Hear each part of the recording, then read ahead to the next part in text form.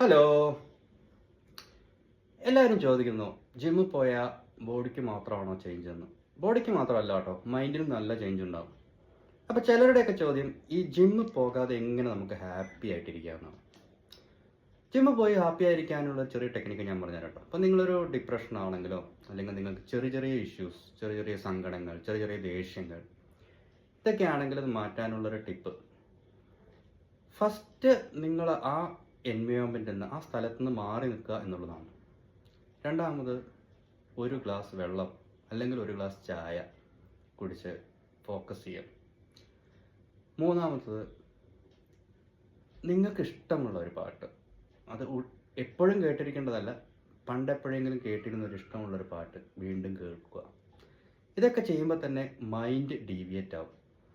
Basically ഈ ഓരോ ഭാവങ്ങളും മൈൻഡിൻ്റെ ഡിഫറെൻറ്റ് സ്റ്റേജസുകളാണ്.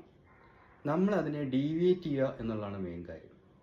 അപ്പോൾ ഡീവിയേറ്റ് ചെയ്യുന്നതിനനുസരിച്ച് നമ്മുടെ മൂഡ് മാറും, നമ്മൾ ഹാപ്പിയാവും. See you next time.